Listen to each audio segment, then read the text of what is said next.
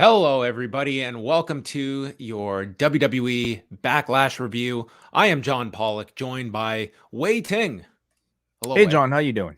I'm doing great. I'm doing tremendous. We are live here on a Saturday night following Backlash in front of what was expected and what delivered as one of the best crowds of the year. A tremendous atmosphere in Puerto Rico on back-to-back nights, I thought. Completely agreed. Yeah. Tonight I thought even took things to a different level than what we saw yesterday. Obviously, because I think a lot of the show was booked incredibly well for an audience specifically. That was, probably underserved for really several decades at this point. So, yeah, really, really tremendous show. Living vicariously through Savio Vega all these years, and they got their big cameo tonight. Several cameos that we will get into. We've got a horror review coming your way, and for Post Wrestling Cafe members, you would have received your link earlier today, and you can call in at the end of our review if you would like to voice your thoughts on WWE Backlash or provide any other feedback that you so please. But everyone out there is going to get their chance to voice whatever questions they want, whatever feedback they want when we present the Forbidden Pour on Sunday, June the 25th at Real Sports, 15 York Street, hours before the Forbidden Door show across the street from Real Sports. We are going to be live, doors at 3 p.m. and tickets are on sale now at postwrestling.com/live, where we will be doing a pre-show, including a Q&A podcast with many members of the Post Wrestling family. We're going to be hanging out with listeners and then watching Forbidden Door and coming back for the after party, which is pretty much in the hands of Braden and Davey, the party masters here at Post Wrestling. So the Poison Rana crew will be with us, and $30 gets you access to the pre-show and the post-show on Sunday, June 25th, and lots of people traveling in. This is the best place to be for Forbidden Door weekend on Sunday, June the 25th. A great response this week. We sold quite a few tickets. So if you would like to join the many, postwrestling.com/live. Excellent. Great. Sorry, I'm dealing with, it was fantastic. I was just dealing with some video issues, but your timing was fantastic. I was talking to a mural for about 30 seconds. You know what happened? I did the video backup. Oh, by accident. We've learned what, and I can't change it anyway. It means nothing to people listening, of course, but anyway, whatever. You know what we're gonna get? We're gonna get a drone. Okay, we're gonna get a post drone, and I want it to enter from my house going to your house, and that is how we're going to open up every show. Okay, I want a drone to enter your home. Okay, every shot should be shot by a drone, I think, from this point on. I want drones nonstop, okay, in WWE production. They can afford it. They have now introduced it. And yeah, I kind of wish they actually, I can understand maybe getting it out there on SmackDown and everyone sees it, but it would have been a cool start if we had never seen that entrance before and they just pretty much did verbatim the entrance from SmackDown or the open. Yeah. What are you going to do though, John? Come on. A lot of people probably didn't watch SmackDown and decided to watch tonight or vice versa. Right. So it was so cool that it was worth using twice. Well, let's dive into WWE Backlash from San Juan, Puerto Rico. And before we get into the pay-per-view, did want to make note that prior to the show, I was watching the UFC 288 prelims. And usually when the prelims end early, they load it up with video packages and such. And one of them was for Henry Cejudo, who is headlining the pay-per-view. Probably his fight will be with Aljamain Sterling in about an hour. And they ran a piece on explaining what makes a perfect heel. And we got interviews with Seth Rollins, Cody Rhodes, and Charlotte Flair explaining the traits that make up the perfect heel and what Henry Cejudo is aiming for. So the synergy has begun. And much like Henry Cejudo's nickname, this was a little cringe. Yeah, is Henry Cejudo supposed to be a heel? Is he a well-known MMA heel? That's the goal. That's the goal of his character. God. Yes. Yeah, this is the type of integration that I know. Like a lot of MMA fans probably don't want to see any professional wrestling in their MMA. This is, even as a wrestling fan, the type of integration that I would hate. Trying to justify somebody's heelness and just, but okay. The opening video of Backlash was voiced by Bad Bunny, and then we got the drone shot and the exact verbiage from Michael Cole from SmackDown. We've got a late arriving crowd here in San Juan. Didn't look to be a late arriving crowd. This looked pretty full both nights. I thought it was like looked like a lot of damn people. This did not look like sparse. I didn't understand the justification for late arriving crowd. The only reason I could suggest is that maybe this was the drone shot that was shot before they actually went live. And maybe they were afraid that, you know, crowds were going to be a bit more sparse when they're doing those wide shots on both nights. But like you said, John, you watch these clips and it looked pretty damn full to me. So yeah, I don't know if anyone of whatever your take from these two shows were, nothing negative would be said about the crowd. Okay. I think that is your guarantee for these two shows.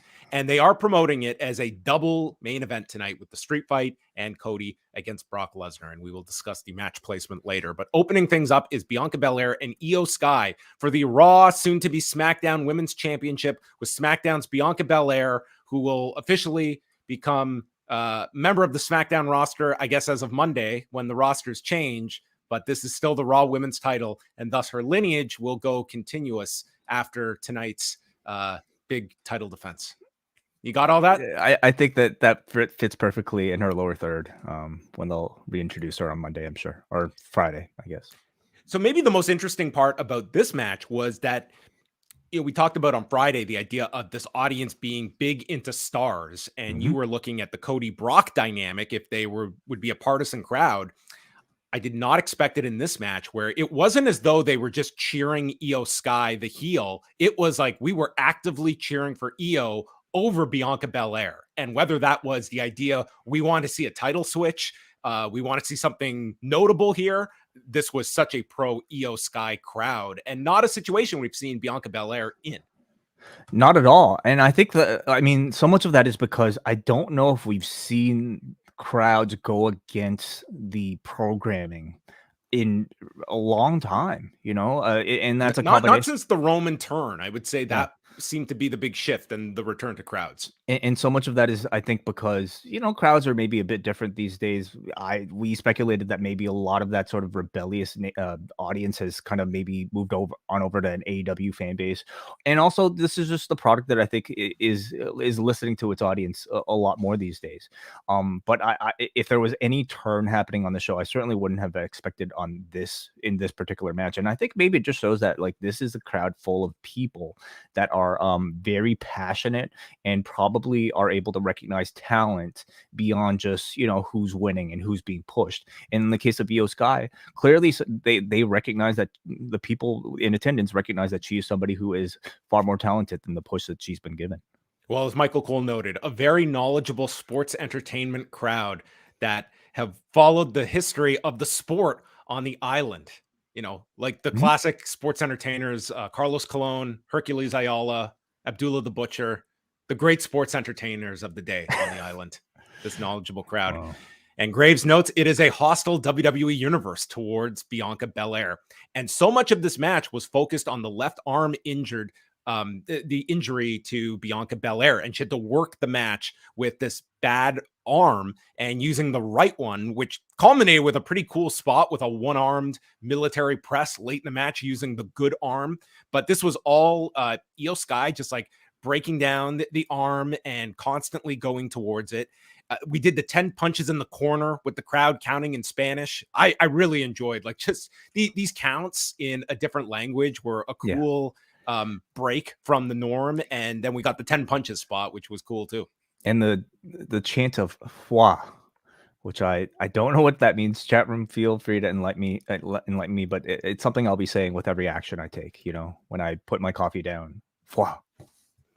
Well, Sky hit a Orihara moonsault to the floor and then goes for a top rope Frankensteiner that Belair blocks with her one arm and a sit-out powerbomb off the turnbuckle, gets a near fall. Crowd is red hot, and Cole says this is the IYO SKY that the fans have been waiting for. And then Dakota Kai and Bayley come down. Belair gets distracted, and she is grabbed by her ponytail and then lands a right hand and knocks Dakota Kai off the apron. Sky is then on the shoulders and is turned into a sunset roll-up for a 2 count. This is offsetting the KOD, and this was a near fall that I feel some people bid on, that they could actually do a title change here. Mhm. And this place would have gone insane if IYO SKY won this match. Belair then tosses Bayley into the ropes as she gets involved. Kai lands a kick behind the referee's back, and Sky climbs up for the over the moonsault, but misses because Bayley is holding Bianca's braid from the floor and gets caught by the referee. So she misses the moonsault off the top, and this gives the opening for Belair to get free of Bayley, hit the KOD, and win in 18 minutes and 1 second. And as Cole announces, the longest reigning women's champion of the modern era. Yeah. So we know what the modern era begins in roughly like 20, I don't know, 15. 2006. The modern era began. Okay, so anything after Trish's longer women's championship reign. Yeah. I was not prepared for how special this match was going to feel. I mean, on paper, I don't think anybody expected IYO SKY to win. I didn't really expect this to be that much beyond, a good match and just maybe another month, another defense to carry Bianca Belair off until her next, more substantial challenge. But this ended up being one of the more memorable matches, I thought, in Bianca Belair's run. And so much of that, of course, is because of the unexpected atmosphere here. This was the first time we got to see Bianca Belair operate in front of a hostile crowd that wasn't necessarily wanting her to win more than her opponent. And I thought she did really, really well.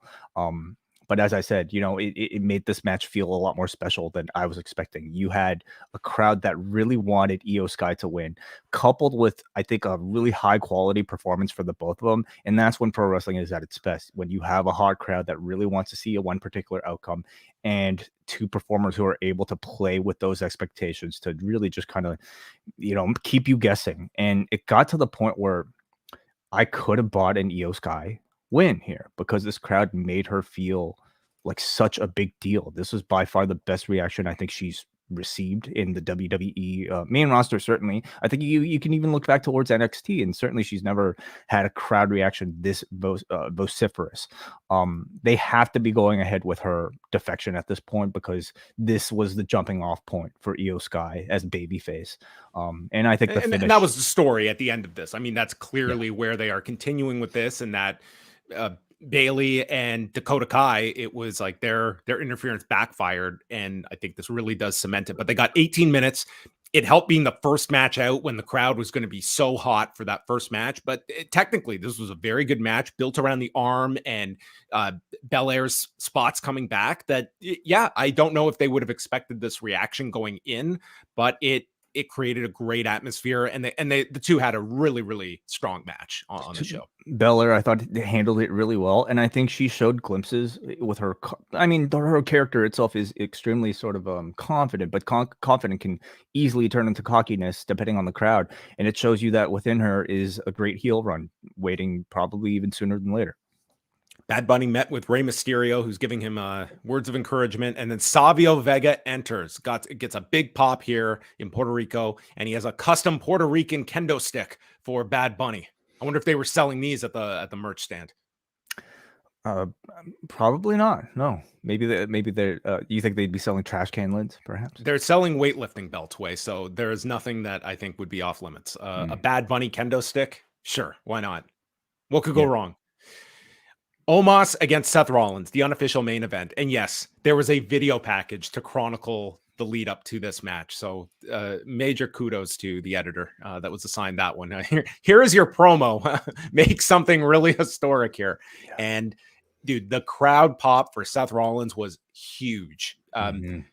I won't say the biggest on the show because it was not, but this was super loud. And they are singing and singing until Omos drops him with a boot, which was a great heel spot to cut off the singing. It was done so well because Rollins had the spotlight on him. They were doing like sort of like the Bray Wyatt entrance where everything was blacked out except for, people's cell phones. And in comes this giant boot from Omos that basically like kicked Rollins out of the dark and kicked the lights on. It was done really well. Yeah. So I will say this. I think that Omos, more and more, he has really grown into this character and playing the monster. And in between like the moves, he really has improved in that side of things of just playing to the crowd, the facials, like that stuff. I really did notice. I felt 10 and a half minutes was tough for this guy to go that long, but he wasn't there with arguably the best guy in the company. And this ended up, I don't think anyone is going to argue, this is probably the best match of Omos's career. And I don't have a number 2 for you. So Rollins sells for pretty much the first half of the match and goes after the knee of Omos, but then tries for a pedigree, but his back body dropped. And Rollins rams Omos's head into the post and goes for the frog splash. Omos kicks out at 1. Then he tries for the stomp. Omos blocks it with his neck. Well, he posts with his arms. He posts on his arms, yeah. But basically, it's the man has just he is the base god. Tonight he was one of them. Yeah, they've done this finish, or at least this counter before with somebody else. I'm failing to remember. Was it Lashley? Maybe, but one of the giants, and I think it's incredibly effective. So simple, and I mean, made Omos look awesome. Then Rollins tries for a sleeper, and he gets Omos down to a knee, but side slams his way out of that. And Rollins manages to hit the stomp, super kicks MVP off the apron, and then hits a second stomp. But Rollins is stunned when Omos kicks out. So they did a lot to protect Omos here. And based on the structure of this match, like you could see, like this was all designed for Omos to look good in defeat. And it was just a question of how they would beat him. And it ended up being a super stomp off of the top turnbuckle. And then he mounts Omos for the pin in 10 minutes, 32 seconds, and the crowd gets to sing. But I thought Rollins did a really great job here.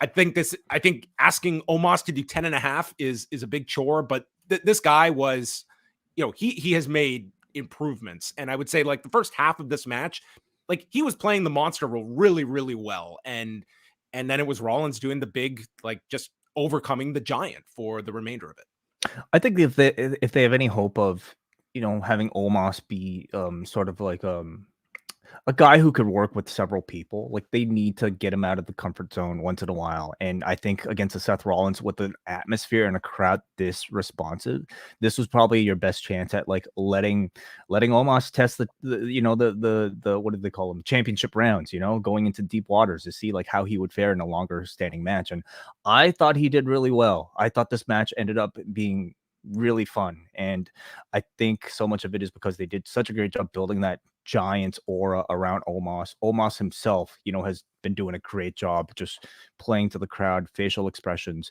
But then you leave the rest to, arguably the best wrestler on this roster, and Seth Rollins, who just played a tremendous baby face throughout 90% of the match, and then gave you some tremendous comebacks. So it got to the point where, again, like I could have believed in Omos winning this one, because I thought they made Omos look that convincing. If you were going to tell me that, partway through this match, Omos is going to get the win, he's going to go on and challenge Roman Reigns in Saudi Arabia, I would have been perfectly fine with it, because I think he's at least at a level now where you could tell stories like this with very capable wrestlers. And they decided not to go that route, but still, Omos over these past two, pay-per-view matches has definitely like done well. I thought this was significantly better than the Lesnar match at WrestleMania. I would comfortably put this as, the new ceiling for an Omos singles match. So like honestly, I would do some of these on the road on the house shows. I think it would be a pretty easy crowd to do a story match like this of Rollins overcoming the giant. And I think it would do a ton. Like if you're invested in Omos, you could do a lot worse than putting him in with Seth Rollins to go to a bunch of towns, where I think like this would work as a house show match and get your 10 to 12 minutes in. Yes. Austin Theory, Bobby Lashley, and Bronson Reed for the United States Championship. And they had just under 7 minutes. And you pretty much called this this ending. It was the WWE Triple Threat Special with the heel victory. Lashley is going for the Hurt Lock early on to Reed when Theory goes for his somersault into the ring to break it up, but the referee was in the way. So Theory had to like maneuver around the referee. It was very clunky as he went to break this up.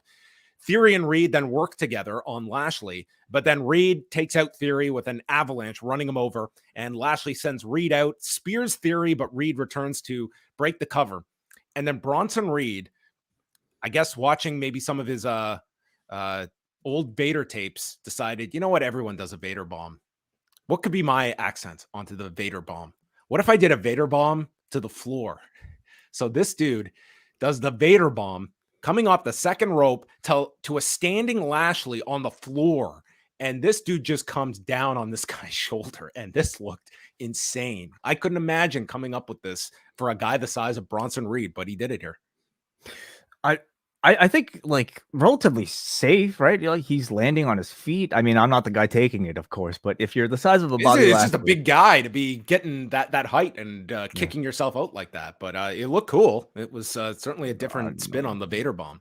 I'm sure So Theory stops the tsunami by knocking Reed off balance, and then the 8-count down gets turned into the Hurt Lock. But then Theory does the Brett kicking off the turnbuckle spot and rolls on top.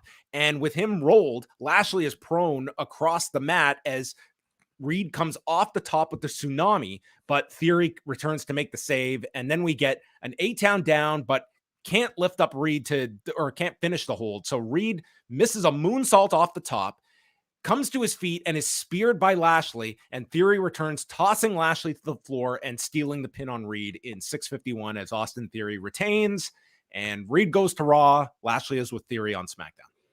Yeah, I guess you could presume Lashley versus Theory either continuing. Cole did make mention that Lashley has his sights set on Roman's championship, at least at some point, not necessarily now, but that's definitely future direction. What about the World Heavyweight Championship? Does he have his sights set on that this Friday? We'll find out if he's in the tournament, I guess. You would think he would be, right? But this match, I might have like come out of this pay-per-view with like the least amount to say about a match like this one. I probably had the least amount of interest, I would say, going into this particular match. And in the end, I kind of found it to be, good, but a pretty standard three-way that you could have probably found on any edition of Raw. The feud itself has felt pretty impersonal. Theory, unfortunately, at this point, like remains pretty uninteresting. Like in this group of three, he continues to be the least interesting guy. So they're continuing with the experiment over on SmackDown. We'll see if he'll feud with a different set of people and if he can advance. But tonight he didn't necessarily impress me. I'm very intrigued to watch Austin Theory's progression on SmackDown and contrast with Grayson Waller and how he gets over on SmackDown, because I see those two as effectively going for the same role. And I have a lot more confidence today in Grayson Waller in that spot than I've seen in Austin Theory, where he has been pushed significantly all year long. Going back to, the Vince McMahon run and coming out of that. And where is he now? Like, he's good. Is there anything special about him that has broken out to that degree? I'd argue no, not yet. For me, at least, like Waller's promos have sounded a lot more authentic. I mean, you listen to the promo that he cut after being drafted last week, and it's just like the guy feels like he's speaking from the heart. Whereas I don't know if I've ever heard an Austin Theory promo where I felt the same way. Then one of the big matches on the card, Rhea Ripley against Zelina Vega. But we also had DraftKings ads with Big E. Yes, I skipped every one of these. So if you want to check, no, I have nothing to say. But it's just more significant the fact that like Big E, this is like I guess his role at least for this particular show. Yeah, the DraftKings sponsor with him and Bobby Lashley. Mm-hmm. So you could bet on some of these matches, including this match where Rhea Ripley was. I got the odds sent to me. Minus like 10,000 or something. Yeah, she was minus 10,000. So if they had, dude, when they said at the beginning here that, okay, first of all, you've got the family in the front row, which after watching Mark Briscoe at Supercard of Honor, to me, that's more telegraphing a loss than it is a win in 2023. But then they mentioned that Vega is dedicating this match to her father, who of course died on 9/11. And I'm just thinking like, wow, are they really going to beat her with all of this? And, you could certainly argue when I watched this entrance and this reaction she got, there was part of me thinking like, just flip the title for a month. But they had other plans here. But it was like Zelina Vega. This is, I would venture to guess, the clear highlight of her career. It would be hard to top this. Absolutely. Yeah. But the moment she came up, boy, did it feel special. I mean, it felt special already on SmackDown, but Zelina herself, like she was in tears before this match even began. I was going to say, like Thea Trinidad, the performer herself, like this, I thought transcended any sort of like acting or character, where she walked out here and you could clearly see the emotion on her face of how special tonight was for her, being I mean, a representative of an entire, nation, and even beyond, just the people that were watching right now, live. So a tremendous pressure, and I would say like a bit of nervousness you could probably see in her face too. But being like, I mean, how many singles matches has she even had? Like over the past year, she's not exactly somebody that you see regularly compete. She's more so just a manager who occasionally wrestles, and to be ejected, like inserted into this semi-main event role, a very legitimate semi-main event role, in a singles match capacity, representing just so many people. I'm sure she was nervous, and I'm sure it meant a whole lot for her, for several reasons, but it was infectious, basically seeing the emotion on her face. Yeah, she came out and she had like the Dalton Castle robe with the Puerto Rican flag and then the flag on her outfit. And they show in the front row her mother, her stepfather, her brother, and the guy I want to learn so much more about, the uncle that wrestled Bruno Sammartino, was also there in the front row. And as Samantha Irvin is introducing her, Vega is in tears as this whole crowd is going nuts for her. They mention that she's dedicating this to her late father. And then as the match begins, Monique, Zelina's mother, hands her a chancla to throw at Ruby Riott, as Michael Cole explains to us the significance of the chancla. Rhea Ripley, no, she didn't throw it that far, all the way to the other show. Oh, sorry, yes, to Rhea Ripley. So Ripley takes over and is just beating down on Vega, does the Eddie Shuffle, and then Michael Cole, showing us he's still his own editor, notes Zelina Vega's cousin, the Amazing Red. Everyone knows the Amazing Red. Michael Cole's got all those comp tapes. Snuck that in there. I'm sure an NWA TNA viewer. Vega is landing forearms and clotheslines, but can't get Ripley down. Ripley just drops her and goes to the Riptide, and we get the spot from TV where she counters it to the DDT. And then Vega calls for the 619, hits it, followed by a Meteora. But then as Ripley is down on a knee, nails her with a kick. Riptide, and boom, 1, 2, 3. Rhea Ripley wins in pretty dominant fashion here in 7 minutes and 12 seconds, but is quick to exit, and they do give the big moment for Vega in the ring where the audience gives her a standing ovation and trying to treat her as, the one of the big stars on the show, which she was. And, watching this match, this was all the atmosphere. I would say from an actual match standpoint, I thought this was probably the bottom of the show, but the atmosphere was through the roof. And I can't say it was necessarily the wrong call, but man, at the beginning of this, I was thinking like, wow, I cannot imagine beating her, but obviously that would be booking for this one night as opposed to what their plan is with Rhea Ripley. Yeah. As I said on the previous show, I feel like in this case, Zelina simply achieving this level of, I think, credibility as a contender, and feeling like, like, again, somebody who's exceeding the role that she's been given, really, like throughout her entire WWE tenure. Like that, to me, in itself has greatly elevated her status. So I didn't even think she needed a championship win. In fact, I almost felt like, where would you have gone beyond that? What I was looking for was maybe a really significant kick out, a really significant 2 count, and they kind of achieved that with the Meteora. But I thought by the time this match ended that there were bigger gears for them to hit that I don't think they necessarily hit. I don't think they gave you a whole lot of hope for Vega. Like this was like pretty dominant win for Rhea Ripley at the end. Like, yeah, which is more believable, just again, given the booking, you have a guy, somebody who's an occasional manager versus one of the most dominant, women's champions. I mean, a women's champion who can dominate the men. So it made more sense in kayfabe to have basically a squash. Nonetheless, I mean, for storytelling purposes, I was hoping for that much bigger of like a kick out, but still the atmosphere was incredible. And let's talk about, like, I mean, we talked about Zelina Vega, but I thought Rhea Ripley really impressed. I mean, just a month ago, she was kind of in the Zelina spot, as sort of like being positioned as the underdog against Charlotte Flair, finally achieving her dream, kind of being portrayed as the babyface in that feud. Here, she just comes in completely confident, feeling like she's been in this dominant position for years rather than somebody who's just really been in it for a month. She just is on fire right now, like as one of the strongest women's champions I think they've had in a very long time. Yeah, I'd say the only thing she's missing at this point is the opponent. And there's plenty of options that you do have. It's just getting to who is going to be that big rivalry for her. She is on Raw, so your options are certainly Becky is someone you can get to at a certain point. Mhm. You could do a IYO? rematch with EO is one. You could do the rematch with Charlotte. I think that match was so well done at WrestleMania that you hold it off for some time, but Or is Damage Control on SmackDown now? I'm kind of confused. Damage Control is on SmackDown, but Got it. Okay. I'm not going to Good. decipher brands that you can honestly go back and forth.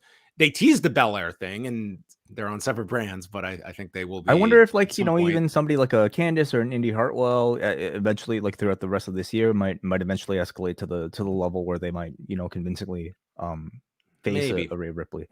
But yeah, like more importantly, I would say I thought this was like a really great experiment in just pushing somebody for the location, like for the they situation. did a great job with Zelina Vega this Yeah. month. Like they Mhm. just did a really good job to the point that a month ago, this means very little. And yes, like this was designed for the market, but they told a great story in the lead up to this that it became something that earned its spot on the show that you wanted to see, and this crowd was a huge factor in how well this came across from just the atmosphere of it all, which is what people are going to take away from this match. And Yeah.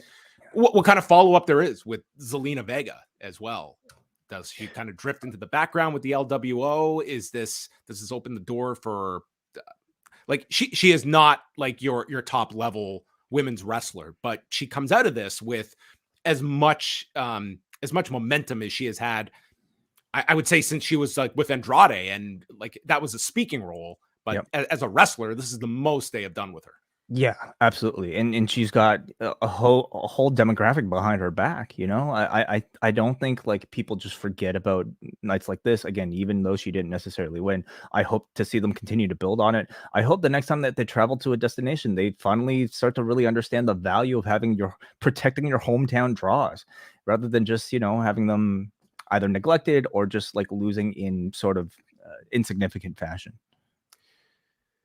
So then we had the longest ad possible for Fubar, which is coming to Netflix, starring Arnold Schwarzenegger, and this was our injection of Ridge Holland, who, if this guy's going to give me a Netflix recommendation, I'm taking that one to the bank. Butch, Anderson and Gallows, and the Street Profits. This show looks horrendous, and it's being marketed as Arnold Schwarzenegger's first Netflix series. Is that what I'm I to be guess excited so. about? Did you never dreamt of seeing the combination of those two, media giants, Arnold and Netflix? I never woke up saying, how do we live in a world with these two entities and they have not crossed over yet? What was the concept of this? Like, it was like what, Ridge telling Butch to do an investigation? I left the room, so I didn't Okay. watch the whole ad. So this was like, their latest attempt at this sort of product integration. It was like maybe more like the stickers ads that they've done, which have pretty much all been terrible. This one didn't inspire maybe a whole lot of interest, but it did show you that, hey, Arnold has a Netflix show coming up. You know what would make me watch this show? What's that? Is if I could watch Fubar in a different language. If I had such a tool that could give me access to Netflix in another region. Really? Any ideas? I think I got something for you. NordVPN, Oh, our sponsor of this particular podcast. Listen, I mean, hey, I think you and I have our thoughts about sponsorship in the body of ads. But listen, when you have a product as premium as NordVPN, I think our audience would all agree we should be making time for it. You do not need to be Butch. You do not need to launch an investigation, okay, to understand that anybody can benefit from the use of a VPN. Do you have any idea, John, how many people are tracking your online activity right now? I mean, obviously I could see you, but listen, who else? Look at all these people. If you're listening to this right now, do you know who's tracking you? It's your ISPs, it's websites, it's John Pollock himself. He could just see you. me? Yeah, we know way too much about you. We know when you're downloading this. We know where you are. We know what you're wearing right now. A VPN helps I you. hope you know what I'm wearing right now. It means my camera's working. A VPN helps mask your identity and online activity, and Nord provides premium features, including threat protection. Beyond that, you can use a VPN to access streaming content that might be blocked from your location. I personally use it to sign up for AEW Plus so I could see what offensive thing MJF will say this week during the commercial break. I also use it to sign up for discounted versions of subscriptions I use, such as Netflix, YouTube Premium. You could even use it to find cheaper airfare, because who wouldn't want to put on an LWO shirt and take a trip to Puerto Rico after watching tonight's show? I know I do. I know you. I've got one ordered for you, John. Are you going to be joining the LWO? Probably not, but I will live vicariously through you. Okay. Sign up through nordvpn.com/postwrestling, where post listeners can receive an exclusive offer of 4 months off of 2-year subscriptions, 3 bonus months off of all in addition, 3 bonus months on top of all 1-year subscriptions as well. And you could do it all with Nord's 30-day money back guarantee. Again, nordvpn.com/postwrestling. Let them know you found out about them through us. Our thanks again to Nord for their support of Post. NordVPN.com/postwrestling. So check out all of that, and then make the internet your tool instead of the other way around. Very nice. We continue on. Damian Priest, Bad Bunny in the San Juan street fight. What did you think about the placing of this match in this spot? I mean, clearly they didn't want to have it back to back with the actual main event that they wanted in Cody Rhodes versus Brock Lesnar. I think it was fine. Yeah, like this was essentially, allowed for a buffer match in between the two. This was probably either the hottest, if not, was it the hottest? I think it was the hottest match. This was the hottest match on the show, easily. But, it could have been a justifiable main event to close up the night. But I guess I reserve judgment until watching what they did for Cody and Brock, and having watched them, I would have ended the show with this. Yeah, maybe like they have some sort of consideration for like a non-local audience to come off of the show with like a champion that is actually going to be on Raw on Monday, or a winner, I should say, that's going to be on Raw and on your next pay-per-view. Yeah, if Cody was the champion going into this show defending, I think that would have been an argument, but he didn't win that title. So let's get into this match. So it was noted that the referee, Eddie Orango, also from Puerto Rico, that was the official for this match as well. So you had that. And Priest comes out, and they note he is wearing the same gear he wore at WrestleMania 37 when he teamed with Bad Bunny. And then when Bad Bunny's music plays, dude, this was one of the loudest pops. And this place went insane for this guy. Like, this was like Austin at his peak coming out, and they're all singing his song. Like, this dude was a megastar. Huge. I mean, listen, like so we have Drake in Toronto, and I'm just picturing Drake coming out and having a wrestling match, which is hard to think. But if Drake came out at Forbidden Door and came out to like like running in the six with my woes, man, like this, we'd erupt. Even if you hated Drake, I think you'd join in. I mean, this is like how much this guy means to this area, this country on such a national level. And he's coming out, like, there are a few instances where you can come out to an entrance theme song. And so I believe this was his song Chumbea, which is one of his older songs, the one with Ric Flair in the video.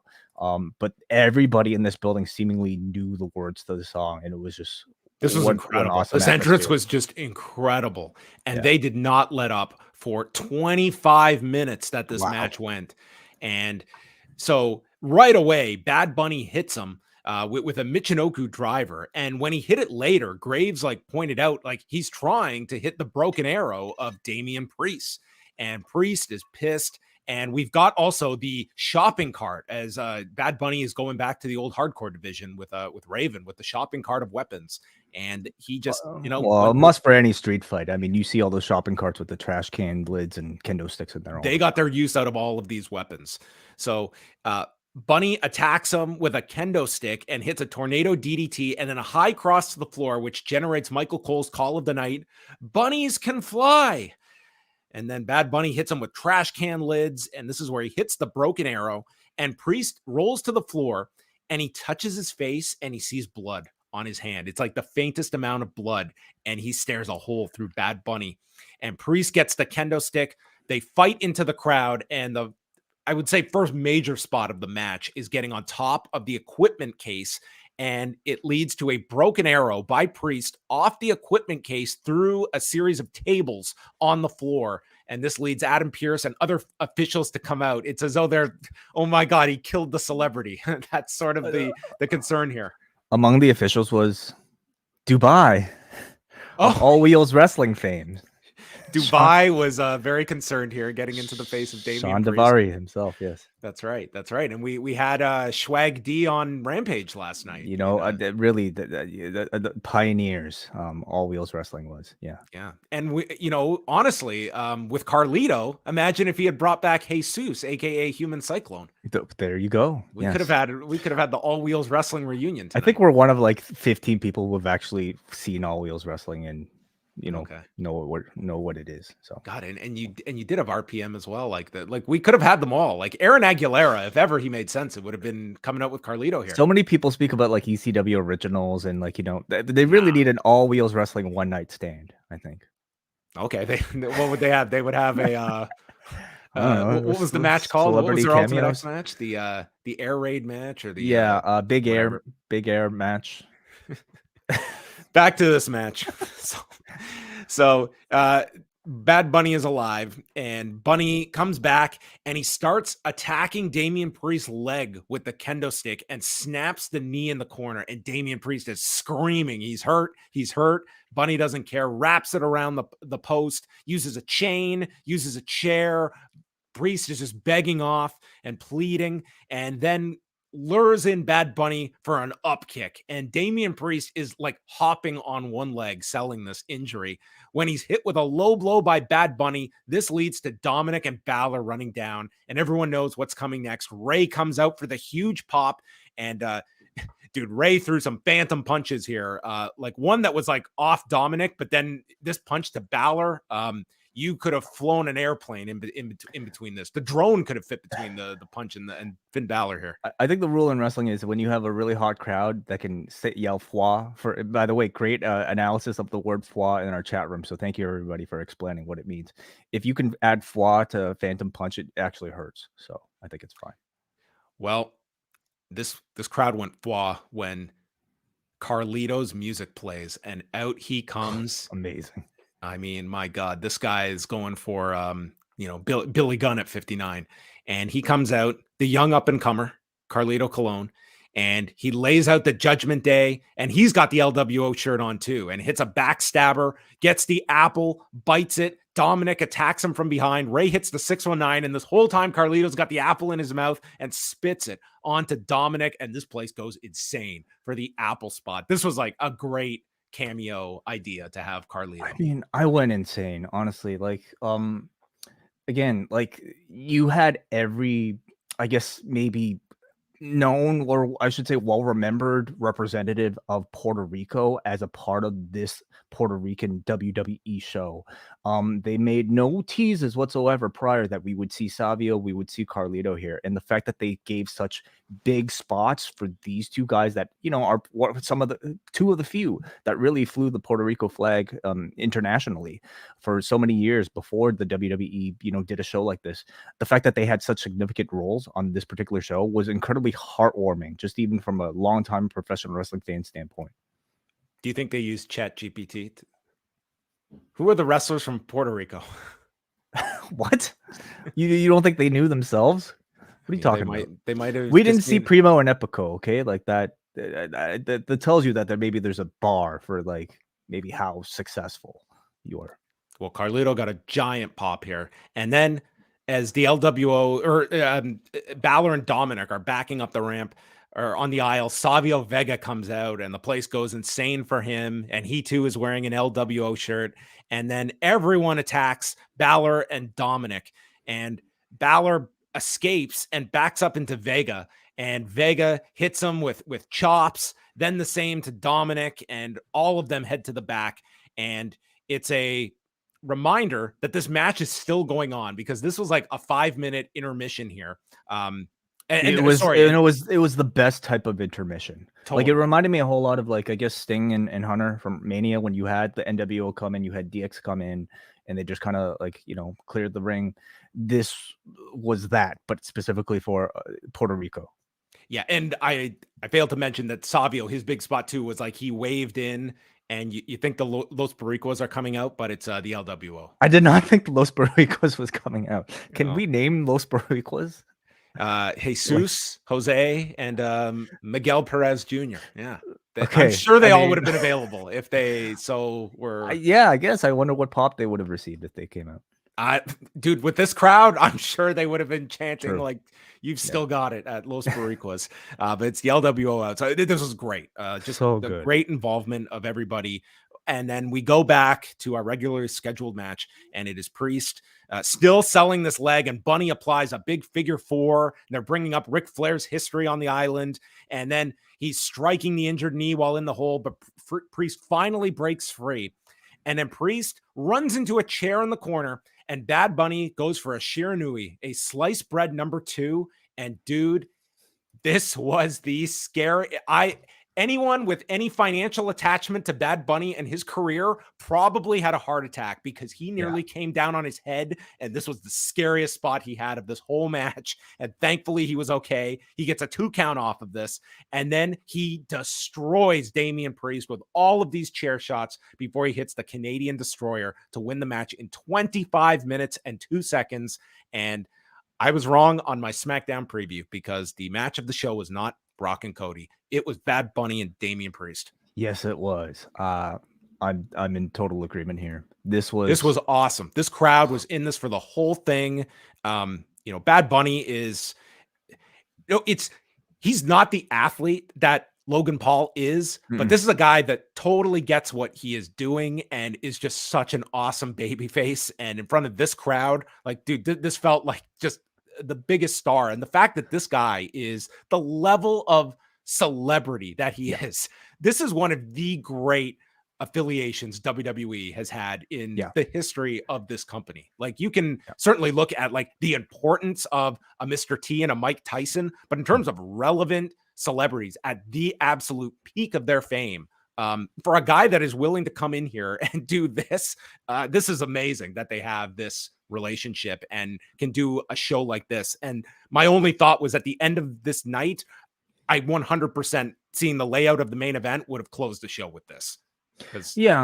Again, I don't think it really matters a whole lot. By the end, like, people are going to remember what they'll remember, and for a lot of people, and maybe most people, it's going to be this particular match. But there was definitely a come down for the first half of the 6-man. Like, this crowd was like, they did not come down for 25 minutes in this match.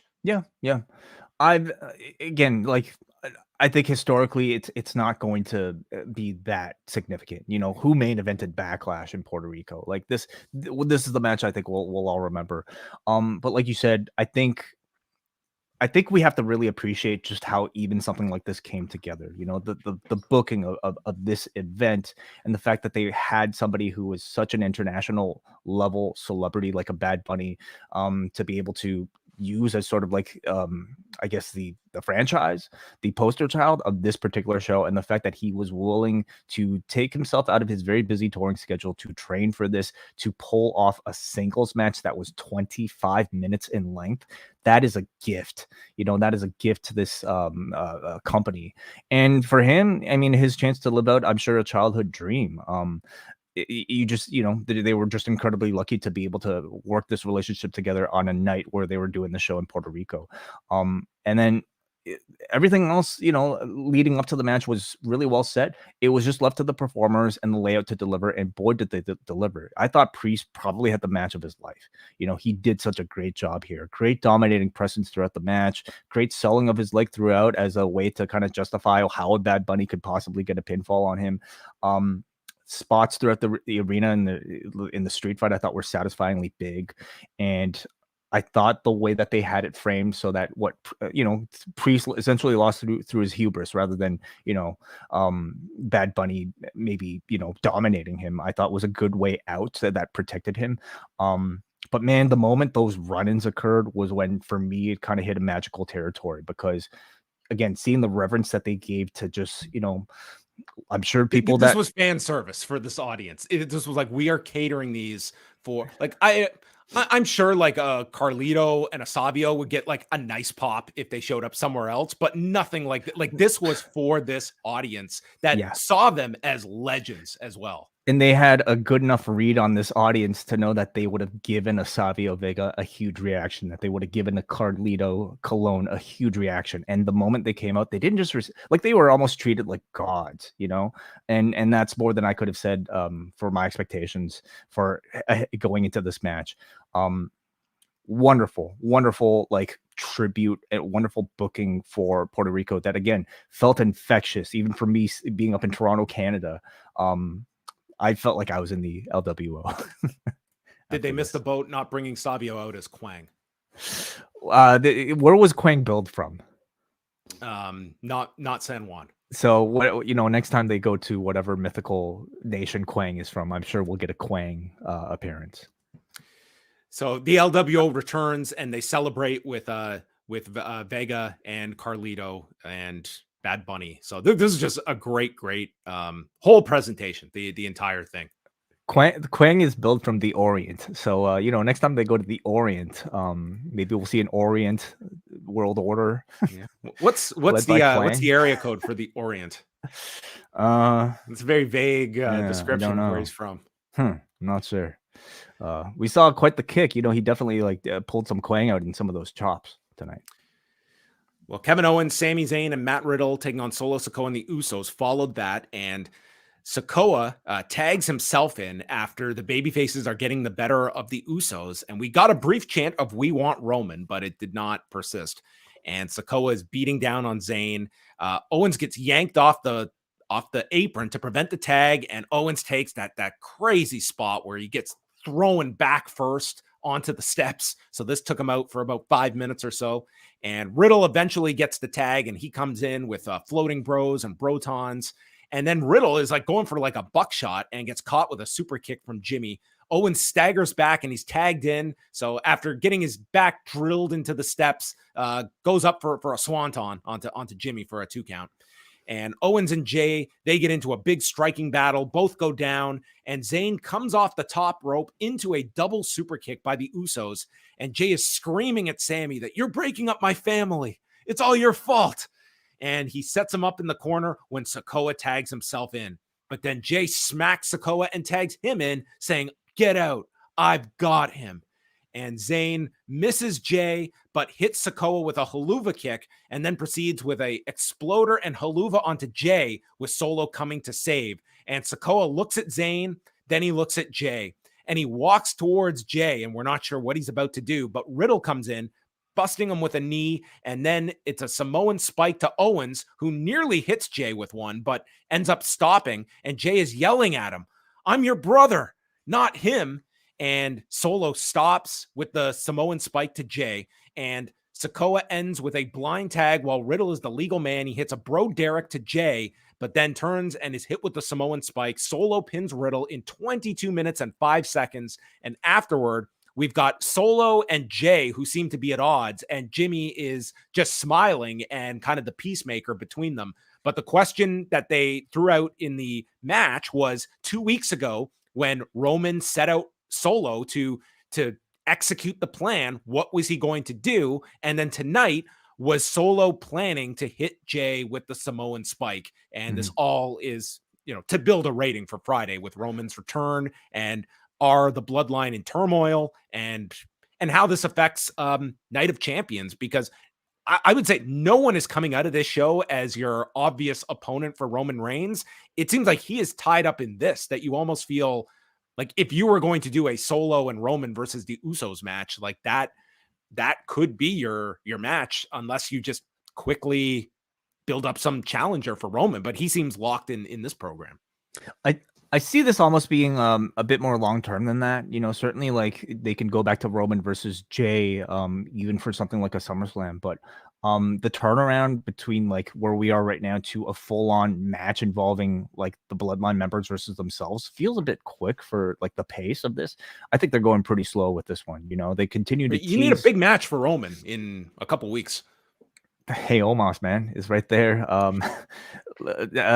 Bad Bunny versus Roman Reigns, you know, at this point. Well, yeah, Bad Bunny would be the biggest person you built coming out of this show. You could totally do Bad Bunny and Roman Reigns. I don't even think that's a crazy idea, to be quite honest. You could put anything, I think, on those Saudi shows, and you know they can feel pretty big. But this match I thought was pretty well done. You know, it almost feels at this point like it has really nothing to do with Sami Zayn and Kevin Owens anymore. They're just kind of like extras, you know, in this feud that is really taking place between the Bloodline members themselves. But the action I thought was really good and happened at a really fast, aggressive pace, even with all the storytelling elements here. But between Jay and Solo, they, you know, successfully, I think, increased the tension between Solo and Jay, not by having the Usos fail like maybe we had suspected, but by just simply, you know, creating a lot more tension between Jay and Solo themselves. So keeps the story going without necessarily blowing the load right now tonight. And we'll see what Roman's response is. Yeah, I thought this one took a little to get going. It's tough to come off a match like that and go 22 here. But, you know, the second half of this match where you were getting into, like, the audience seemed most invested in, is Solo going to attack the Usos? That's what they were concentrated on. And yet the baby faces were sort of extra roles in this match. Yeah. And I do hope now with this split, like, you do get Owens and Zayn into something they can sink their teeth into, because it has been a tough move into this. We've captured the belts. We have conquered, like, the chase was so enjoyable. Now they're there. And now what? There's no more tension, you know, whatever tension was there was kind of extinguished with them winning the championships, and they seem no longer interested in breaking up the bloodline. So we'll see kind of what their next challengers are. I mean, really, they seem to be building up the Profits and maybe Ricochet and Strowman on, and then it's a considerable like decrease in, I guess, sort of like stature for Owens and Zayn. But that's kind of where the tag team championship division is right now, right? So, but at least they get to go to both brands, or at least we think. Oh, shouldn't they be competing for this world championship tournament as well? They could double dip. They could compete on the Raw tournament and the SmackDown tournament. Well, I mean, I think that would actually be at least an interesting story to visit. Like, hey, Owens and Zayn, even though they're both tag team champions, they should both want to enter this tournament. And that might create some tension, put themselves at odds, just to kind of lead to whatever they want to tell, whatever stories they want to tell in the tag division. On SmackDown, they had stated they were going to announce the participants on Raw. And then tonight, I think Cole said they were going to announce them Sunday online. So we should know the participants. I'm guessing Sunday, if I heard that right. So anyway, there was your match. And so I guess this is not the last time we'll ever see Owens and Zayn in a ring with the Usos. Maybe not, but it certainly feels like the story's over. Okay. I only say that facetiously. The main event is Cody Rhodes and Brock Lesnar. And Cody gets a thunderous reaction for his entrance. And then Lesnar is coming out and he's making his entrance and walking around the ring when Cody dives onto him with a suicide dive. And he attacks him with the steps multiple times, chair shots. I thought they were like trying to get blood instantly here with these steps. But that would be later to come. They get into the ring, the bell rings, and Cody starts with 2 disaster kicks. And then a Cody cutter is caught. And we get the first German suplex from Brock Lesnar. And Lesnar then catches him, big fall away slam, just launches Cody into orbit here. And Michael Cole notes that we may never know why Brock Lesnar attacked Cody. It's just going to be one of those questions that we just figure it out on your own, why he attacked Cody. We're not sure either.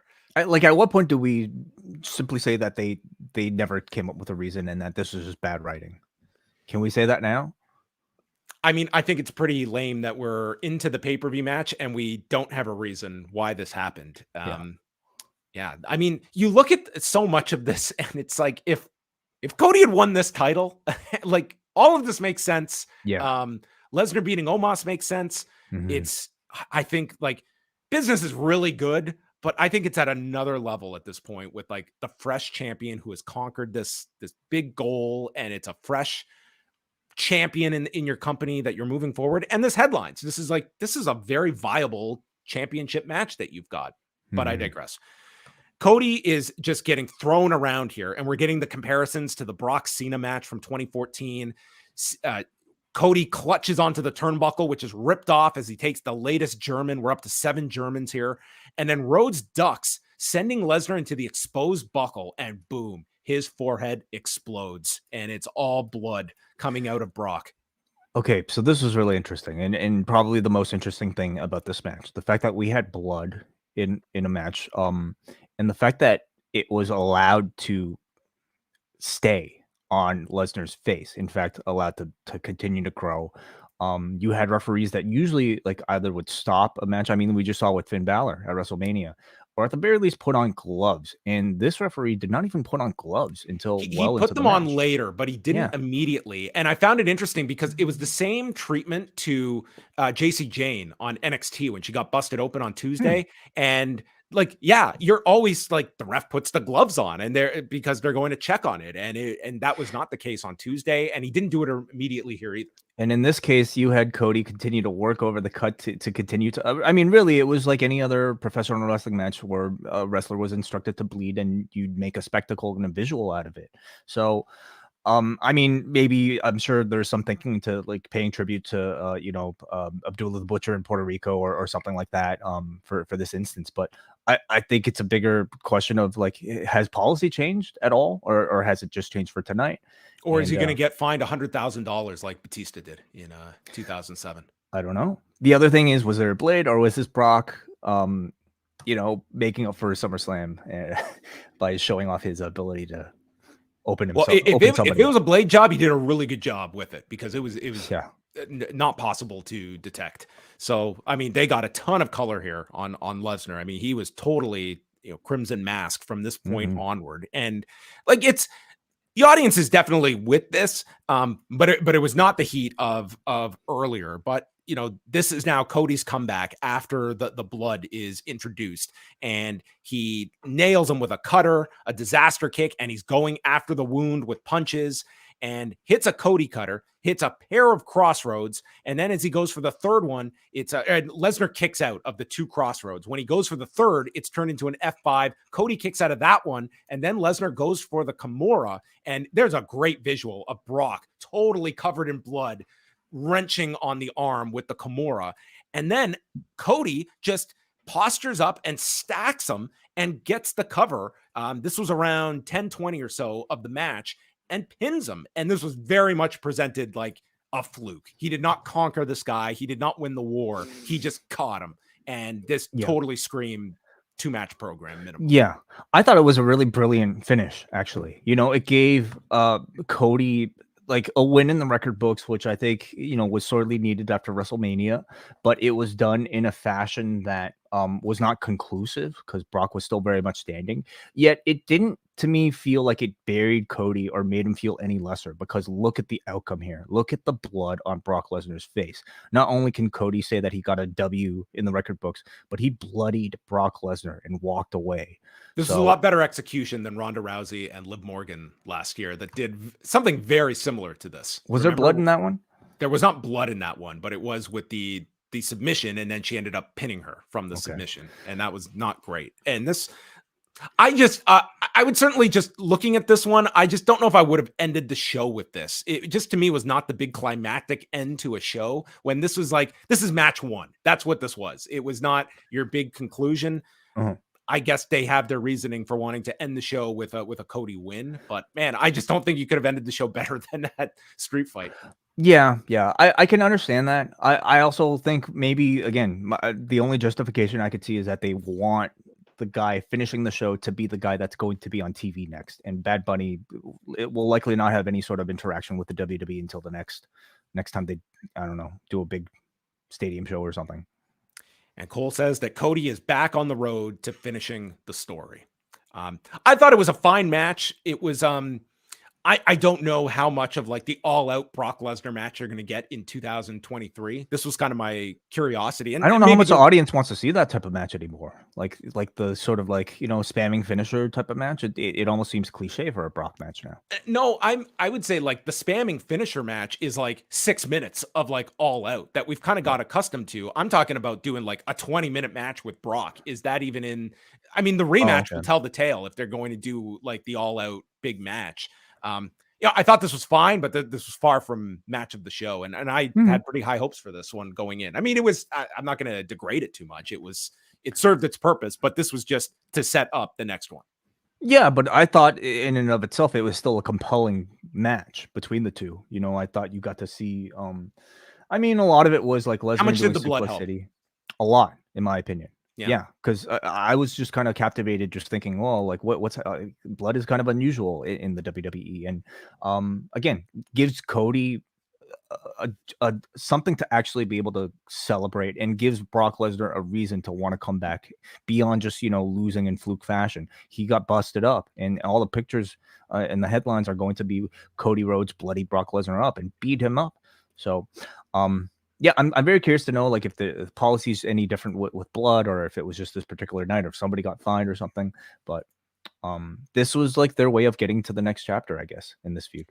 Yeah, and that's sets up Monday and what you do with Cody in this tournament. Like, it would not make sense for him to not be in the tournament, and maybe you have Brock take him out of the tournament or do something like that, because it would make sense that these two come back with a rematch in Saudi Arabia, and you've got Cody in Jacksonville on Monday, which is interesting. Yeah, very interesting. So that was Backlash, a total thumbs up show. Awesome crowd. Street Fight to me was the match of the show. But there was like, this was just a really Bianca versus IYO was really surprising. It was up there. Yeah. Atmosphere was tremendous. And I thought execution, I mean, the execution, the fact that it was a good match did not surprise me all that much, but the atmosphere and how the crowd reacted to the two really surprised me and made for something pretty memorable, I thought. And then, yeah, what else up and down? I mean, the 6-man was a good match. It was a good match. Like, you've seen it a lot of times at this point. The story stuff was compelling. It was, yeah, like I thought it was a really good match. A hell of a buffer match, I would say, between, like, if you're going to have any sort of buffer match, to have Sami Zayn and Kevin Owens versus the Usos.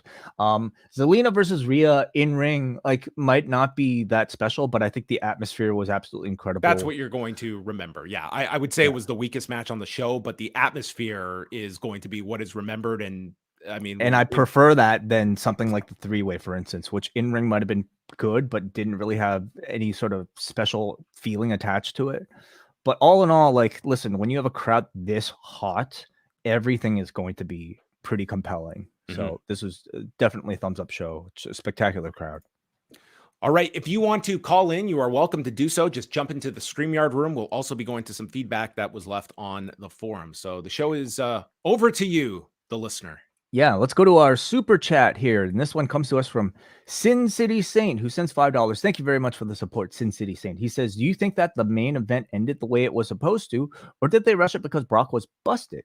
Hashtag give Carlito a contract. I don't think so.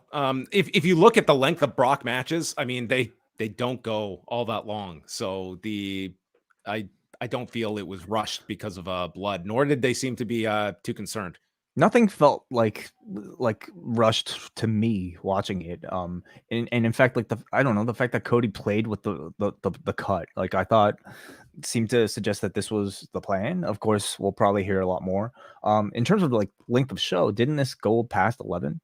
It was almost right at 11 that the show ended. So it didn't. Yeah, I don't think they. Yeah, I don't think so. And honestly, with all those stare shots at the beginning, I almost felt like they were going for blood right from the get go.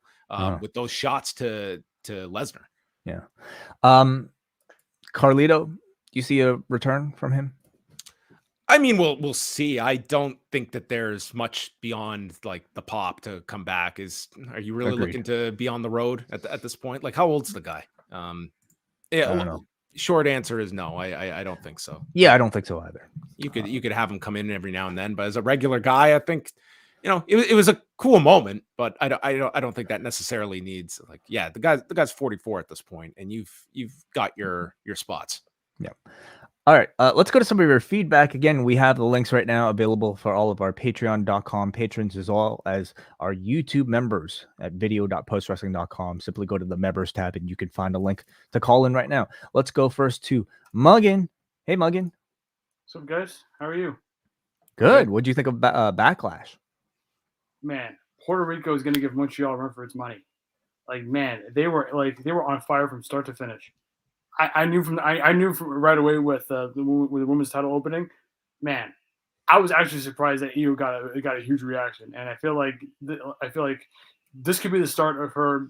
This could be the start of her going babyface, because I feel like it feels to me like damage control is on its way out, and with Bianca hitting 400 days, this should be the catalyst for IYO to to split from them. Have we really unearthed this sort of crazy fact to see underserved locations react really big whenever a significant wrestling show comes into their town? I mean, between All In, between Paris, it just sounds like there's a lot of people craving professional wrestling that aren't necessarily being served it. And so, and to be real, Puerto Rico was a lot smarter than they gave him credit for, because, man, I was actually surprised that Bianca got a little bit booed, and being the pro that she is, she adjusted. She adjusted slightly to make sure that IYO was going to get the support up until the ending, with Bayley and Dakota Kai showing up to I think there is something to be learned from this, though. This negative reaction for Bianca, she's coming off of, I would say, feuds that aren't necessarily that celebrated right now. And she hasn't really had a big significant feud since Becky, I would say. And is that part of the resentment towards her? The creative, really, but maybe just even the lack of evolution in the character. I mean, I don't think it's gonna extrapolate next week, but I feel like it's not the end of the world. I mean, but I'm sure Bianca is gonna figure out a way to stay relevant. I mean, she already is, because she's still champion, but I'm sure she'll figure something out. Anyway, Bad Bunny Damian Priest to me was a match of the show. I was I was on edge the entire time, and it was so cool to see Carlito and Savio Vega appear. And I gotta say, the usage of them in Puerto Rico was just brilliant. It was just brilliant. Mm-hmm. And of course, I feel like now with Owens and Zayn losing, I feel like they need a clean break from the Usos. And right now, going forward, I want to see the Usos versus Roman Reigns and Solo Sikoa, because I feel like those teases with Solo about to hit the spike on Jay, that could be the tipping point to Jay getting his balls back. And the main event with Cody Rhodes. Would you do it as soon as Night of Champions? Yeah, I mean the date, when maybe, because I don't. Is Roman gonna have a match in Saudi? Is he? Yeah. Oh yeah. Okay. All right, so once Roman hits day 1000 and they all celebrate, maybe that'll be the time for Solo to pull the trigger on his brothers. And lastly, what else? Cody Rhodes, Brock Lesnar. It felt like a horror film, because when Brock is working heel, he's like a horror movie monster, especially with how the spot where he starts bleeding. Cody won, but he survived. He outsmarted the monster. And I feel like there's going to be another match coming out of it. Overall, this is a big thumbs up show. And lastly, today's Free Comic Book Day. Guess what I got? You got a signed Batman comic, it looks like. Yeah, from Chip Zdarsky. He was in town. He's doing he's from Toronto. He's from Toronto. Yeah, so I was just going to say. Yeah. He's from Toronto. That's it. Yeah, that's great. All right, cool. Out variant. That's why I had to get this one signed. Is it opened? Do you get to read this, or is it sealed? No. I opened it. Okay. I wanted to sign this one. So you can open comic books. I don't know what the etiquette is. Do you okay. Enjoy the comic, and thanks as always for the feedback, Muggin. Thanks, guys. Take care. Have a good night. Let's go to Brian. Hey, Brian. Hey, guys. Hey. Yeah, so I thought the show was incredible, and the crowds these past 2 nights in San Juan were incredible. The company returning to the continental U.S. from Puerto Rico might be akin to when you return home and return to work after vacation, because it's going to be such a come down compared to what these past 2 nights. Man, poor Jacksonville. They're a Monday morning after a vacation. Maybe Jacksonville. They've got their fill of wrestling the last few years, so we will see how that crowd holds up on Monday. Well, I'm thinking more about the wrestlers themselves coming back to a U.S. crowd than But I really enjoyed Bianca versus IYO. I thought it was IYO's best match on the main roster. Outside of that one press slam spot, which looks scary as hell. And the one-armed one? Yes. Yeah. Mm-hmm. Yes, where IYO came down on her face. And could have been disastrous. But yeah, Bad Bunny and Damian Priest felt like 25 years of Puerto Rican fan service jammed into 25 minutes. And, putting aside how good the likes of Bad Bunny and Logan Paul have looked, and they've had their benefits in doing so, holy crap, did WWE get lucky getting a league with Bad Bunny when they did. I just thought this whole thing ruled. And I think I've been a bigger fan of Carlito in these WWE cameos than I was when he was signed, if that makes any sense. Yeah, it does. Yeah. I mean, you hadn't seen him in a long time. So it makes total sense. He just seems to be having more fun now. Like when he came to the Hall of Fame and inducted his dad with his brother, and just felt. Every appearance means something. Every appearance is infrequent and is special, right? Yeah. Cool. Thanks, Brian. Appreciate the call. Thank you, guys. Let's go up next to Hansi. Hey, Hansi. What's going on? Same sentiments as everyone else, man. I thought the show was pretty good. I enjoyed most of the matches. The thing is like whenever you have these shows and for the one night, like I always reiterate here all the time, right? That you have these good shows and you have the crowd being hyped up for everything, and then the wake up call is that the creative afterwards is not if I didn't watch any of the Raw episodes going in, and I just watched this, I would have thought IYO SKY and Bianca Belair's rivalry was like some top notch executed booking style, whatever. I thought I was really surprised of how much they were behind IYO and going against Bianca. I think there's a point that Bianca, maybe she's getting booed a little bit more because I feel like her storylines don't really have the best creative, and I think sometimes they make her less over as it's going along. Even what I mean, she's like Superwoman now, where she she doesn't have any adversity in her. Like Bailey didn't win the title from her and all that kind of stuff. So you know what I mean. So I hope they actually capitalize with IYO SKY, because I think she's a really good talent. I think it's actually better that IYO is actually the one that's doing the singles and Bailey is doing the tag team, in my personal opinion. And I'll say I read the same thing. The main event should have been Bad Bunny versus going in. I knew it would be good. I knew there would be bells and whistles.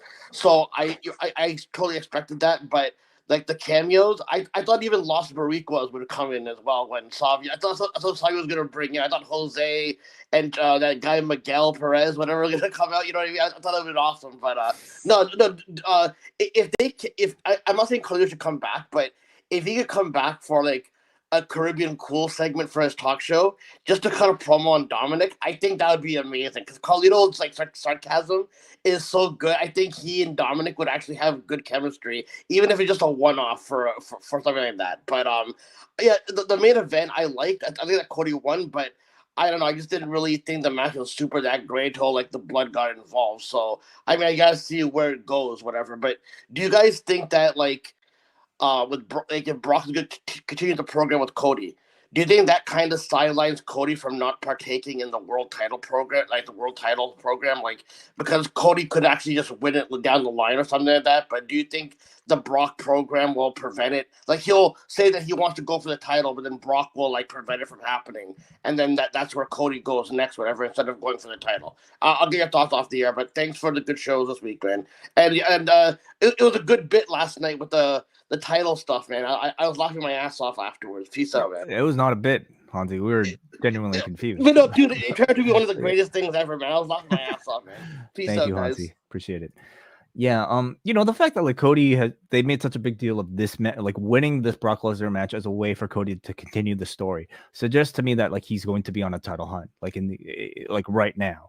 And whether or not that like if they do a Lesnar rematch, I think the title needs to somehow be at stake. So if that means the two of them will meet in this tournament, that's possible. But yeah, I don't know if Brock is going to be wrestling Raw. So I mean, I don't but know. you can do like Cody's in the tournament and then Brock shows up Monday and takes him out of the match, or you could get around it several ways. So then what happens to the story? We have to have a Lesnar match again to put the story back on track again? Well, yeah. This is not the end of the chapter. This is just the end of the paragraph. I see. And he's not even near the end of the story. Okay. This is an addendum. Okay. All right. Let's go to the bookmark. Forum. It's a bookmark. The Brock mark. Jay from Colorado writes, I had the rare opportunity to watch the pay-per-view live tonight, and I don't feel like any time was wasted. Every match delivered, in my opinion, and the crowd really brought everything together. Their excitement and enthusiasm during each match made the show that much better. But how about Bad Bunny? I was hesitant when I saw that they moved him from doing the tag match to the singles, but holy shit, he surpassed my expectations. That man set a new bar for celebrity wrestlers. You can tell he has a passion for professional wrestling. I would argue like Logan Paul has set the bar higher than what we saw tonight, what we saw with Pat McAfee in the past. Like to me, like a Logan Paul Seth Rollins is probably the new bar. This was very good. And I thought it aided by really well. an unbelievable crowd that I don't think you could generate for a Logan Paul match. But yeah, in just terms of like as a baby face, like, as a genuine babyface equivalent from a guy that seems to be pretty genuinely well liked by society compared to Logan Paul, who seems genuine, like generally pretty disliked by society. I think you have a wonderful babyface in Bad Bunny. Yeah. And what this opens up for future business in Puerto Rico. If this means once a year that you could go here for $1.8 million, I mean, like look at the revenue that WWE can not just get as a one-off, but come back. Like how could you look at any of this as not being a gigantic success for both ends? Like you filled this Coliseo de Puerto Rico 2 nights in a row and probably generated a ton of money for all those involved. Do you think the Puerto Rican tourism committee gets a cut of the LWO shirts? That would be what I would be negotiating. I'm hoping that I'm hoping Savio worked that into his deal. Like I get something. I think every country is going to be looking for their own LWO shirt. Okay. I could totally see them like following suit of like, what is retro that can be outfitted to regular stars that draws off our nostalgia, our IP. The French World Order, German World Order. Someone's going to be tasked with, okay, I want you guys to go look up everything Eddie Guerrero did in his life. Every shirt he wore, every style he tried, what worked. Man, dude, over the past month, we've had a Black Tiger tribute, okay? We've had the resurgence of the LWO. We've had, I feel like we had like an Eddie, spot, whether it be like the fake out DQ spot or what. People like every other match feels like it's got a frog splash or a Three Amigos, so he's probably the most popular wrestler in 2023. All right, let's go to McGuire, who says you couldn't ask for a better example of celebrity integration than what the WWE has gotten out of Bad Bunny. As much as WWE wishes it could be the NBA or the NFL at times, what we saw tonight is something Roger Goodell and Adam Silver can only dream of. While Bunny certainly isn't on the level. I don't think Roger Goodell was sitting back tonight and saying, you know what, this NFL thing's going well, but man, we don't have that reaction for Bad Bunny. We don't have Bad Bunny playing in the Super Bowl. Did you hear what happened with the Super Bowl like viewership this week? No. There was some like error on Nielsen's side, so they updated the figure. So it turns out that this year's Super Bowl was actually the most watched Super Bowl of all time. And Fox was like the broadcaster. And it's kind of hard for like months later to like pat yourself on the back and say, well, hey, we had the most watched Super Bowl ever when it happened back in February. But they get the update. It's like, actually, it was just over 115 million. And you did have the most successful Super Bowl ever. Thanks, Nielsen. Yeah. Oh, well. They'll get over it. The NFL will be fine, everyone. I think so. He says, while Bunny certainly isn't on the level of a Logan Paul in the ring, you get the feeling these matches are only happening because Bad Bunny really wants them to happen. His management probably hates this. You've got to admire a guy at his level going outside his comfort zone and doing something totally different. Fun show with a tremendous crowd. Yeah, I mean, again, as John mentioned, what's the insurance like on a guy like Bad Bunny, taking a like Falcon Arrow off of like cases through tables and then doing like that sliced bread, Well, I mean, he's not touring at the moment, is he? Doesn't have like a big know. tour coming up like later this year, but yeah, it's certainly it's not as though he's like on a movie set where he's certainly like his tours. I would argue he's more important than, I mean, like John Cena on a movie set, The Rock on a movie set is pretty important, but like Bad Bunny himself is a business, he's an industry. Yeah, no, I mean, I'm sure he has those around him that this would not be their first idea when it comes to him. And I'd be very curious on his end too of what he has received for this connection as well. Like we look at it from one side of the WWE's benefit and what has he seen as well. Like people forget when Dwayne Johnson came back to WWE in 2011, he had become a certain level of movie star, but he was not having like these giant hits. Like he was doing a lot of the family comedies and stuff like that.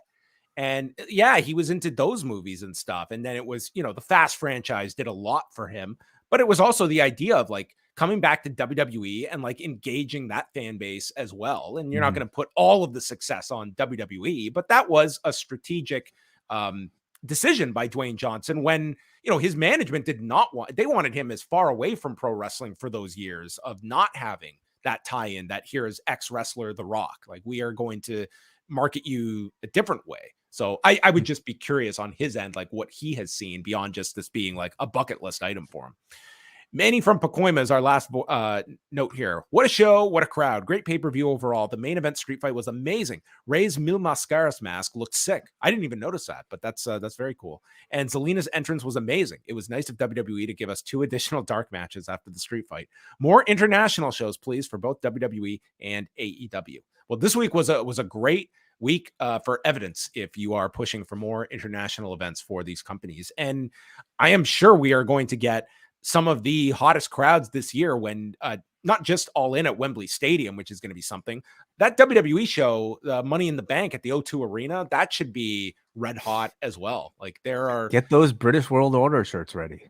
Yeah, I would like everyone was talking about how hot that Paris crowd was last weekend for WWE, and dude, they put in over 12,000 people into the arena there in Paris, which Bellator has run in the past. And something I've been really happy to see over the past 2 days is just how much like WWE at this point is not afraid to localize their products to wherever they are.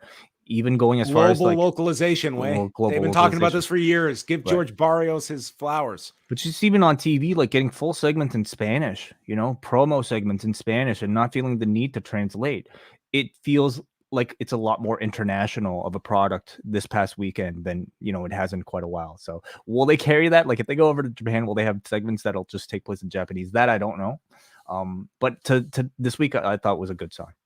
Yes. So overall, very, very strong show from WWE tonight with its Backlash event. So they will be back at the end of the month with the return to Saudi Arabia with Night of Champions. And Way and I will be back on Monday night following Raw in Jacksonville, Florida, where we will talk about the start of this tournament and God knows what will happen on Raw. So we have 2 triple threat matches, and the winners of those triple threat matches will meet later in the show on Raw. Then they will do the same thing on SmackDown, and the 2 winners face off at Night of Champions. So we'll know the championship match after next week. Yes. Yeah.